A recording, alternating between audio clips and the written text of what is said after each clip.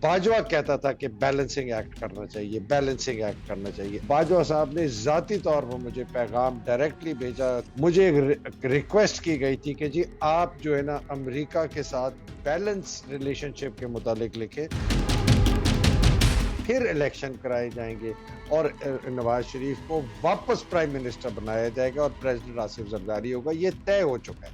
ये इनके आपस में बंदर बाट इन्होंने कर लिया। आज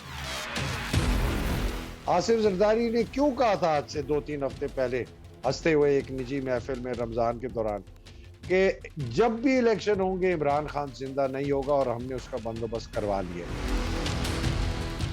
अस्सलाम वालेकुम नाज़रीन, आपसे आपको दो पीके देख रहे हैं और आप बरकत आपसे मुखातिब है। आज एक दौर फिर सर हैदर मेहदी साहब हमारे साथ मौजूद हैं। सर हैदर मेहदी, अस्सलाम वालेकुम। जी वालेकुम सलाम सर, आप कैसे हैं? Good, we miss you last week. हाँ। Thank you so much. Haider Mehdi sahab, Washington post की स्टोरी आपने देखी है, वो आज पाकिस्तानियों का मुंह चढ़ा रही है, जहां पर दो हम्म, कन्वर्सेशन लीक हुई हैं, एक हिना रब्बानी खर साहिबा की और एक शहबाज शरीफ हम्म। साहब की। अब हिना रब्बानी खर साहबा ये कह रही है कि हम बैलेंसिंग एक्ट अब नहीं कर सकते पाकिस्तान की फॉरेन पॉलिसी में, यानी कि अमेरिका और चाइना के दरमियान जो एक तवाजुन है वो हम बरकरार नहीं रख सकते। सर, ये फॉरेन पॉलिसी का फेलियर है पाकिस्तान। जी अस्सलाम वालेकुम, थैंक यू। बहुत शुक्रिया सर आप ये एक तो खैर ये जो लीक होती है ना, इसको कोई रोक नहीं सकता। आपको पता है कि अमेरिका के अंदर की लीक्स होती हैं, ये शुरू हुआ असांज के साथ, विकी लीक्स के साथ हुआ। ये जो वेबसाइट है जिसके ऊपर ये आई है, डिस्क्रीट या डिस्कस मेरा ख्याल है उसका नाम है।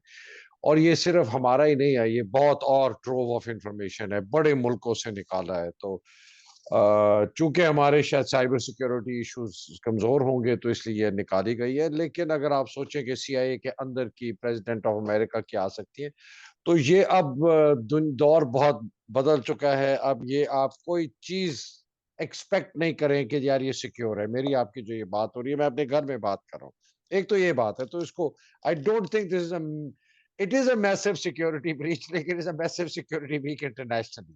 ठीक है, ये चलता रहेगा और ये बैक एंड फोर्थ होगी।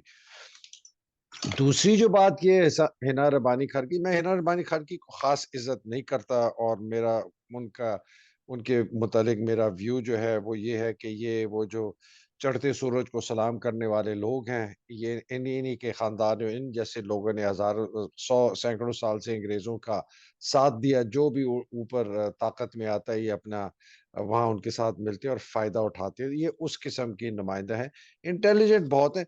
बात जो इन्होंने की है ना जी, वैसे अगर आप सिर्फ बात को देखें, फॉरगेट के किसने कही है, इन्होंने ने कही है फलां, बात उसने सही कही है। उसने कहा है कि हमारे पास अब गुंजाइश नहीं रही कि हम ये बैलेंसिंग एक्ट करें। हमें जो कि इम्प्लाइड है, जो कि मैंने रीड किया, हमें चाइना के साथ अपने ताल्लुकात को कायम रखने चाहिए, हम अमेरिका के साथ नहीं कर सकते। ये हमारी डायरेक्शन है। उस हद तक उनकी बात की मैं बहुत तायीद करता हूँ बाय द वे। और ये किसी ने कहा कि जी डिलिबरेटली लीक की गई है कि ये हिना रबानी खार को नाजरों को लोग तारीफें करें। हिना रबानी खार ने थोड़ी लीक की है, ये तो दुनिया की पता नहीं किसी हैकर ने इंटरनेशनली इधर से भी अमेरिका से पता नहीं और कहाँ कहाँ मुल्कों से सब कुछ करके लीक किया। और ये बात जी बाय द वे अब मैं थोड़ा सा आपको पीछे लेके जाना चाहता हूँ 2-3 साल। ये बात बाय द वे बाजवा कहता था कि बैलेंसिंग एक्ट करना चाहिए, बैलेंसिंग एक्ट करना चाहिए। और मुझे ज़ाती तौर पर उसका इल्म ये है कि बाजवा साहब ने ज़ाती तौर पर मुझे पैगाम डायरेक्टली भेजा, लोगों के थ्रू भेजा, कि मैं जो आर्टिकल्स लिख रहा था 2019 में, 20 में, मुझे एक रिक्वेस्ट की गई थी कि जी आप जो है ना अमेरिका के साथ बैलेंस रिलेशनशिप के मुतालिक लिखें, जिस पर मैंने शायद आपको पहले भी एक दफ़ा ज़िक्र कर चुका हूँ सर, आप पिछले प्रोग्राम में। तो मैंने उनसे पूछा कि अच्छा आप मुझे 6 नुकात लिख के दें जिसकी बेसिस पे पाकिस्तान बैलेंस करेगा अपनी रिलेशनशिप अमेरिका और चाइना के दरमियान। आज तक जवाब नहीं आया, उस वक्त भी नहीं आया, बाद में भी नहीं आया। बड़े उन्होंने अपने करीबी दोस्त थे जो मेरे भी थे, उनके थ्रू ये पैगाम भिजवाए थे, तो नहीं आया। Because there is no balancing. देखिए ना, हर कंट्री का सेल्फ इंटरेस्ट होता है। सुराब, चाइना का भी सेल्फ इंटरेस्ट है। एक मैं बड़ी सख्त बात करने लगा हूँ। मुझे किसी ने कहा कि जी खुदा ना खास्ता अगर पाकिस्तान टूट गया, टुकड़ों में हो गया, जो भी फॉर्म शेप अल्लाह ना करे, ये 3-4 यहाँ खिते हो जाए, तो फिर चाइना क्या करेगा? मैंने कहा चाइना हर वो जो खिता होगा ना, उससे वो माहिदा साइन करेगा और अपना सीपैक फिर भी चलाएगा। ठीक है, बिकॉज चाइना का इंटरेस्ट सीपैक है, उसको वार्म वाटर एक्सेस चाहिए, उसको मार्केट्स का एक्सेस चाहिए, उसको इंस्टेंट एक्सेस चाहिए मिडल ईस्ट में, यूरोप में। वो ईस्ट वेस्ट कॉरिडोर भी बना देगा, वो इंडिया के साथ भी बात करेगा। वो चाइना अभी भी $150 बिलियन की एड ट्रेड करता है इंडिया के साथ, आपको पता है? जिसके अंदर से 123 बिलियन वो एक्सपोर्ट करते हैं, 27 बिलियन इंडिया एक्सपोर्ट करता है। तो countries look after their own interest. उनका तनाज़ा भी है बॉर्डर पे, गलवान का आप देखते रहते हैं, लड़ाई झगड़ा आपने देखा। तो ये हमारे लिए ये बात बिल्कुल क्लियर है कि हमने किस मुल्क के साथ अपने आप को ज्यादा उसके साथ अलाइन करना है। ब्लॉक पॉलिटिक्स की बात मैं नहीं कर रहा, जिस तरह वो आसिम मुनीर ने भी कहा, वो ब्लॉक स्लॉक अब खत्म हो गए। There are no blocks, there are only common self interest. पहले भी ये होते थे ब्लॉक, वो खुद ही हम अपने दिमाग में एक तासुर ले आते हैं कि जी China, Russia, Iran, Saudi Arabia, Pakistan, Turkey, ये एक ब्लॉक बन के। ब्लॉक नहीं है, उनकी जियोग्राफिकल साथ बॉर्डर्स हैं, उनके ट्रेड के फायदे हैं, उनकी कोई और सिक्योरिटी इंटरेस्ट आपस में टाइड हैं, तो आपस में वो मिल जाते हैं। नेटो क्या है? It is a security block, right? East EC European union क्या है? EU it's an economic block. जाके वो यूरोपियन मुमालिक है, वो समझते हैं कि यार अगर हम साथ मिलके रहे तो हमारा इसमें फायदा होगा। तो ये जो इकोनॉमिक इंटरेस्ट हैं, सिक्योरिटी इंटरेस्ट हैं, सुराब, ये वेन एंड वैक्स करते हैं, कभी ऊपर जाते हैं, कभी ये नीचे जाते हैं। चूंकि हमारे जोग्राफिया ऐसा है कि हम चाइना के साथ हैं, वो वर्ल्ड की इस वक्त सबसे बड़ी पावर बन चुकी है, अमेरिका से आगे जा चुकी है। हम बिल्कुल रशिया के साथ हैं, सेंट्रल एशिया हमारे साथ है, ईरान हमारे साथ है, अफगानिस्तान और इंडिया भी हमारे साथ है। आई मीन इवेंचुअली सुराब, हम लोगों को इंडिया के साथ ट्रेड करनी पड़ेगी, वेदर वी लाइक इट और नॉट। समझ गए ना? ये कश्मीर का मसला हल हो ना हो, हमें भी चाइना टाइप एक वो करना पड़ेगा। मैं ये अभी एडवोकेट नहीं कर रहा हूं, बट मैं कह रहा हूँ रियलिटी ज्योग्राफीज की ये होती है, ठीक है? तो this is my view on Hina's letter. Haidar Mahdi sahab, आज जो डॉन की फ्रंट पेज की पहली स्टोरी है वो बड़ी इंटरेस्टिंग है, और जो तहरीक इंसाफ और पीडीएम के मुज़ाकरात के हवाले से है, उस स्टोरी में हम्म। तासुर घड़ा गया है, तासुर दिया गया है कि अगर ये मुज़ाकरात टूट जाते हैं तो फिर हम्म। नुकसान पीटीआई को होगा। और फिर पीडीएम के कुछ लीडर्स को कोट किया गया है, और एहसन इकबाल हम्म। साहब को ये कहते हुए कोट किया गया है कि अगर मुज़ाकरात टूट गए तो इमरान खान साहब ये याद रखें कि हम 1 साल मजीद मुद्दत बढ़ा सकते हैं इस असेंबली की, क्योंकि कॉन्स्टिट्यूशन के अंदर ऐसी कोई प्रोविजन मौजूद है। हम्म। ये मुज़ाकरात कर रहे हैं, ये सीरियस हैं या फिर टाइम गेन कर? मगर टाइम गेन कर रहे हो, 100% ट्रक की बत्ती है, इनको टाइम गेन करवा रहे हैं जिनका आप नाम नहीं ले सकते इस प्रोग्राम के अंदर, और मैं ले सकता हूँ। करवा रहे हैं। मैं आपको अंदर की आज की खबर देता हूँ, मुझे के अंदर के सोर्सेस से पता चली है। तैयार कर लिया है कि 2 साल केयर टेकर हुकूमत आएगी। तो ये जो आप देख रहे हैं ना, ये सारी बातचीत जो अभी आपने जिसको कोट किया है, ये एग्जैक्टली उसी के लिए, ग्राउंड बनाने के लिए। बिकॉज वो ऐसी कंडीशंस रखेंगे इमरान के सामने जो इमरान मानेगा नहीं, बिकॉज इमरान ने अपनी पोजीशन स्टेट कर दी है। 14 मई या उससे पहले डिसॉल्व होंगी, सारे साथ होंगी, जुलाई में इलेक्शन होगी, ये उसने स्टेट कर दिया, ठीक है नहीं? ये उसको नहीं मानेंगे, इलेक्शन खत्म, ये स्टेलमेट हो जाएगी। सुप्रीम कोर्ट ने पता नहीं आगे क्या फैसला करना है, उसकी मैं बाद में बात करता हूँ। उसको ये बेस बना के कहेंगे हमने तुझे कोशिश की थी इमरान से बातचीत करने की, वो बिल्कुल हट धर्मी पे अटका रहा है। उसने जनाब ये बिल्कुल जो है ना, कोई फ्लेक्सिबिलिटी नहीं शो की। तो अगर ये हालात है तो ये जी बड़े, तो हालात तो बड़े खराब हो रहे हैं। और ये हमें अभी तक हमारे पास पैसे नहीं है, फलाना नहीं है, ये नहीं है, वो नहीं है, ये जी हमें 1 साल के लिए एक्सटेंड करते हैं। सोच कहते हैं कि जी 2 साल की एक्सटेंशन है, और वो उस दिन तक होगी जिस दिन सुप्रीम कोर्ट का जो नवाज शरीफ के खिलाफ डिसीजन था, जिसमें उसको इनएलिजिबल डिक्लेयर किया है, जिस दिन वो एलिजिबल हो जाएगा ना, उसके 1 महीने बाद तक ये केयर टेकर रहेगी। फिर इलेक्शन कराए जाएंगे, और नवाज शरीफ को वापस प्राइम मिनिस्टर बनाया जाएगा, और प्रेसिडेंट आसिफ जरदारी होगा। ये तय हो चुका है, ये इनके आपस में बंदर बाट इन्होंने कर लिया आज। तो 2 साल की टेक्नोक्रेट हुकूमत तो किसी ने वो, अब मैं नाम भी नहीं ले सकता। तो एक बड़े किसी ओहदेदार से किसी ने पूछा कि भाई ये तो फिर ये इकोनॉमी को कैसे संभालोगे? तो ये बहुत बहुत ही चोटी का ओहदेदार है, अब आप समझ लें कौन। वो कहता है हम वही करेंगे जो इंडिया कर रहे हैं, हम भी अपनी ट्रेड जो है ना पाकिस्तान रुपीस में करेंगे। तुम्हारा पाकिस्तान रुपी का पैसा पकौड़े के लिफाफे के बराबर नहीं है। वो इंडिया के साथ कहते हैं जिस तरह इंडिया ने 18 मुल्कों के साथ माहिदे कर लिए हैं कि वो एक्सपोर्ट और इम्पोर्ट इंडियन रुपीस में करेगा, हम भी इस तरह करेंगे। मतलब आप इनकी सोच से सुराब, मुझे खौफ आता है कि ऐसी सोच वाले लोगों के हाथ में पाकिस्तान की सबसे बड़ी ताकत है और वो पाकिस्तान के फ्यूचर का फैसला कर। तो इसका मतलब ये हुआ हैदरमाजी साहब कि ये जो सारा ढकोसला ड्रामा पाकिस्तान के अंदर शुरू है, ये सिर्फ मियां मोहम्मद नवाज शरीफ को वापस लाना, रेलिवेंट करना, उन्हें इक्तदार में देना है। जी, बिल्कुल। ये एब्सोल्यूटली जो कि वादा उनके साथ किया गया है कि हम इमरान खान को तबाह कर देंगे, इमरान खान को नेस्तनाबूद कर देंगे, उसकी पार्टी को हम ख़त्म कर देंगे, आपको हम वापस लेके आएँगे। ये उनको कमिटमेंट दी गई है, ये रिटन भी दी गई है, ये वर्बल भी दी गई है, ये ऑडियो वीडियो टेप भी इसकी बनी हुई है और ये मरियम सफ़दर के हाथ में है, ये नवाज़ शरीफ के हाथ में है। को इन्होंने बता दिया कि ये वीडियो इसने बनाई है, ये हमारे पास है। अगर आप चाहते हैं तो हम आपको वीडियो भिजवा भी सकते हैं। अच्छा सर, ये बताएं बराए मेहरबानी कि जो भारतीय सुप्रीम कोर्ट के जज है मार्कंडे काटजू, वो तो कहते हैं कि मैं हुँ, पाकिस्तानी सुप्रीम कोर्ट ने जो फ्लेक्सिबिलिटी दिखाई है देखकर मैं शर्मिंदा हो गया हूँ कि आप हुँ, लोगों को बिठाकर बातचीत करवा रहे हैं। अगर आप नहीं काम कर सकते तो सुप्रीम कोर्ट बंद करें और घर चले जाएं। तो सर आप हुँ।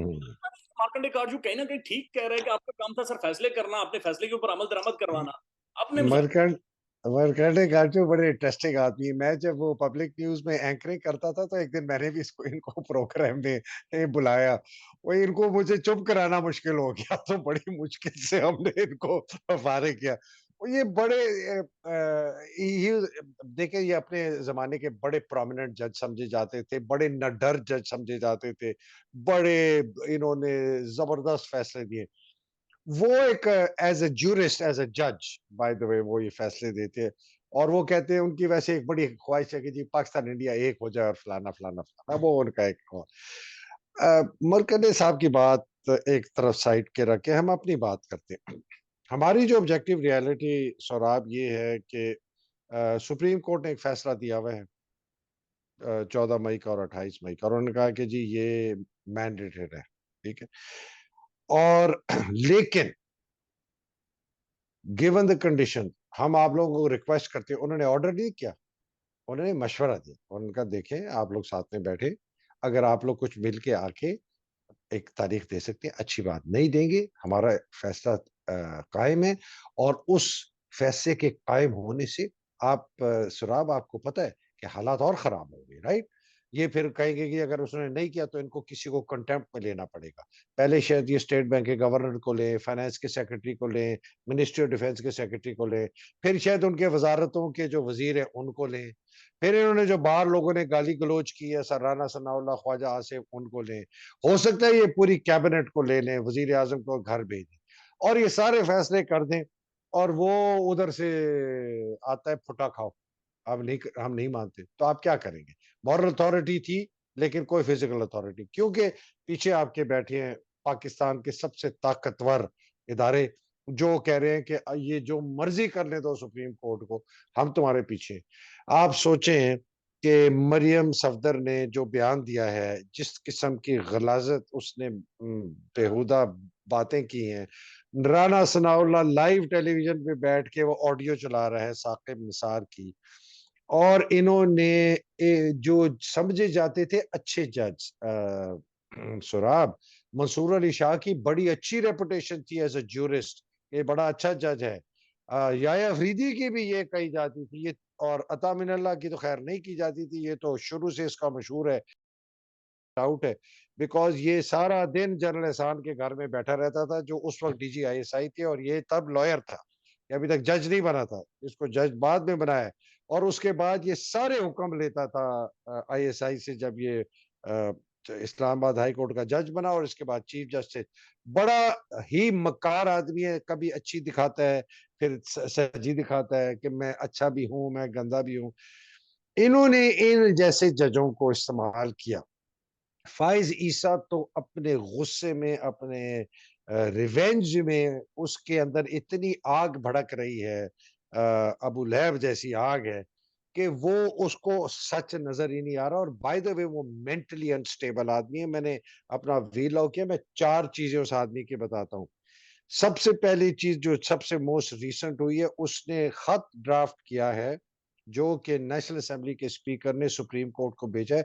वो खत काजी फायज ईसा ने ड्राफ्ट किया है। ये मुझे 100% मैं आपको कंफर्म खबर दे रहा हूं। अब आप सोचें, एक सिटिंग जज ऑफ द सुप्रीम कोर्ट जो कि नेक्स्ट चीफ जस्टिस बनने वाला है, वो हुकूमत के लिए खत ड्राफ्ट करे नेशनल असेंबली कि आप ये खत लिख के भेजें सुप्रीम कोर्ट। पाकिस्तान की अवाम ने इस वक्त, अगर वो थक गए, हार गए, जो कि लगता नहीं है, जो कि मैंने 1 मई की रैलीज देखी है, उससे हमें नजर नहीं आया कि अवाम थकी आ रही है। लेकिन एक लोग कहते हैं जी लोग थक गए हैं, हार गए, महंगाई का इतना है, वो नहीं निकलेंगे, बस ये रैलियों में निकलेंगे, गाने सुनेंगे, लेकिन जब गोलियां चलेगी सारे के सारे भाग जाएंगे। तो फिर आप गुलामी की जिंदगी अच्छा, गुजारें। इधर ये कमेंट करें सर, हामिद मीर साहब की एक खबर है जो आज मुख्तलिफ प्लेटफॉर्म्स के ऊपर है। वो ये कह रहे हैं कि मुझे पता था 90 दिनों में इंतखाबात नहीं होने, चूंकि आइन की कोई हैसियत ही नहीं है इस वक्त पाकिस्तान में। और दूसरी बात उन्होंने की है कि अगर 2 साल बाद भी इंतखाबात होते हैं तब भी इमरान खान को अब नहीं आने दिया जाए। बिल्कुल जी, ये हामिद मीर बिल्कुल सही कह रहा है। और वो क्या बात कर रहा है जो कि मैं कह रहा हूं, मैं एग्जैक्टली यही बात कर रहा हूं ना। हामिद मीर जरा बड़े चबा चबा के और इधर उधर से करके और इधर की लगा के और थोड़ी मिर्च मसाला लगाते, हम इस तरह नहीं करते।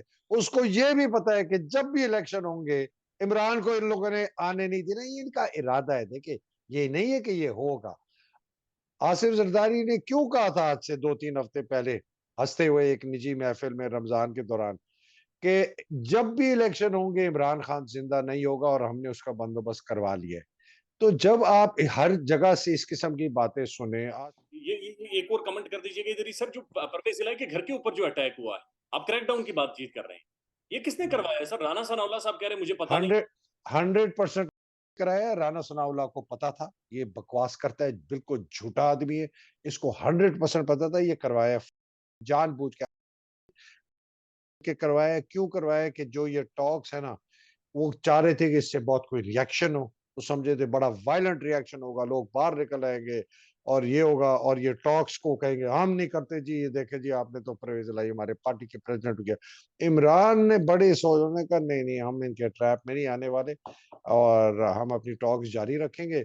वो फेल हो गया। इज ऑल अ प्रोवोकेशन सुराब, ये सारी चीज देखिए, जब तक लोगों को ये नहीं समझ आएगी कि मरियम सफदर के बयान, राना सनाउल्लाह के बयान, परवेज इलाही के ऊपर अटैक, जस्टिस साकिब निसार के ऊपर अटैक, चीफ जस्टिस बंदयाल के ऊपर अटैक, मज़ाहिर अली नकवी के ऊपर अटैक, सुप्रीम कोर्ट को गंदा करने के लिए अटैक, इमरान खान को जलील ख्वार गंदा करने के लिए क्या, अली अमीन गंडापुर के साथ ज्यादती, तबाही, बर्बादी करने के लिए, ये सारी चीजें प्रोवोक करने के लिए, कि ये प्रोवोक करें, लोग बाहर आए, इश्तियाल आए, झगड़ा हो, फसाद हो, और हम फिर पीछे से एक्ट करें। एक एक लास्ट कमेंट कीजिएगा सर, जो पिक्चर्स परवेज इलाही के घर के पर जब अटैक हुआ सर, वो आई वहां जहां पर सालिक, चौधरी सालिक मुस्कुरा रहे हैं, चौधरी शाफे मुस्कुरा रहे हैं, दूसरे राफे मुस्कुरा रहे हैं, और चौधरियों की खवातीन को सर लिटरली यहां से पकड़कर पुलिस बाहर लेकर आ रही है। सर ये ओहदे बड़े हैं, चौधरी कोई गेम कर रहे हैं या उनके खून सफेद हो गए, ये हुआ क्या है चौधरी? मैं बड़े अफसोस से आपको कहना चाहता हूँ, ये हमारी तारीख का ना एक बहुत ही काला एस्पेक्ट है हमारी इक़्तिदार का। अ, उन 1857 में जब सितंबर में अंग्रेजी फौज ने दिल्ली को टेक ओवर कर लिया, फतह वापस कर लिया, और जंग आज़ादी जो पहली थी, उसकी 3/4 फौज जो थी ना, वो पंजाबी मुसलमानों की थी। पंजाबी मुसलमान वाहिद, और सिख और पठान, ये 3 वाहिद कौमें थीं जिन्होंने अपने अंग्रेज सिपाहियों के खिलाफ बगावत नहीं की। जब मई 1857 में पूरे हिंदुस्तान में सारे सिपाहियों ने बगावत कर दी, जिसके अंदर बिहारी थे, उड़ीसा के थे, साउथ के थे, बंगाली थे और तेलंगाना के थे। वो तीन चौथाई फौज जो अंग्रेजी फौज गई वापस दिल्ली में, और 2 हफ्ते तक कत्लो गारत, खून और इंतहा से ज्यादा लोगों की इज्जतें लूटती गई, खास तौर पे मुसलमान औरतों की। उनके अंदर अंग्रेज अफसर ने पूरी छूट दे दी कि जो मर्जी करना है, जिस तरह हलाकू करता था ना, कि छूट दे देता कि इनको ऐसा मजा चखाओ कि ये अगली दफा सर। 2 हफ्ते तक अंग्रेज अफसरों ने पूरी इस फौज को छूट दे दी थी, जो मर्जी करो, लूट को, इज्जतें। सबसे ज्यादा इज्जतें लूटी गई थी मुसलमान औरतों की। सबसे ज्यादा इज्जतें जिसने लूटी थी वो पंजाबी मुसलमान सिपाहियों ने थी, जो अंग्रेज फौज का दस्ता थी। ये आपकी हेरिटेज है। इसी यही डीएनए चौधरी शुजात और ये राफे और सादिक में है, कि इनको अपने खानदान की इज्जत का भी नहीं ख्याल। तो आप इनसे क्या एक्सपेक्ट करते हैं? ये उसी गलाजत के कीड़े हैं जो आप नवाज शरीफ में देखते हैं, जो आप बाकी इनके सारे, जो राना सनाउल्लाह जैसे लोगों में देखते हैं। ये जरासीम जो है, ये हजारों साल की गुलामी के जरासीम है। सराब, इमरान खान ने 1 साल में इस जरासीम बड़े लोगों के अंदर निकाला है, लेकिन अभी भी बहुत लोगों में ये जरासीम मौजूद तो मैं जी साहब बहुत शुक्रिया वक्त देने के लिए सर। Thank you. है।